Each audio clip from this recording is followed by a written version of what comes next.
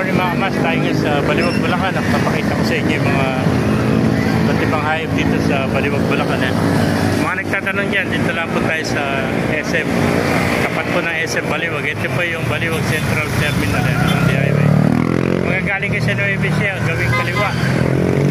Ayan ang Baliwag Central.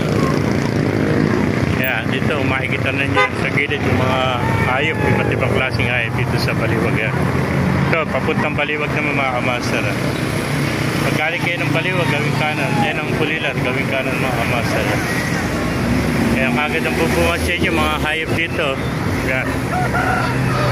May nakita tayo ito, mga iba't ibang klaseng manok. Ayan. May mga kamaster, may mga dongtaw na manok. Mga pabo, yan. Mga alaga ni Bisaya, yan. Ayan si Bisaya. Shoutout mo na Bisaya. Oh. Busy. Shoutout sa mga flood control lang. Pero lang ang nabalaan ko sa akin. 30%. 10% lang to. 10% lang. Mahilang kumita. Kaya may mga young bird na kalapate yan. May mga kamaster.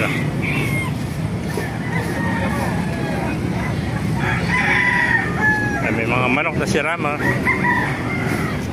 Mga gansa, bibi, ayan, mga manok.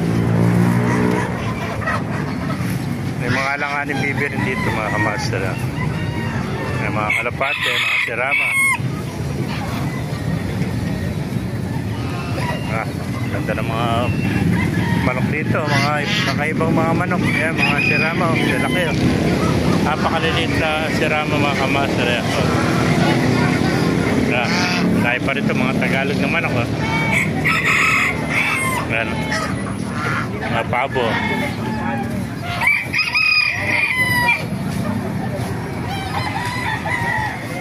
Ayan, mga kakaibang manok.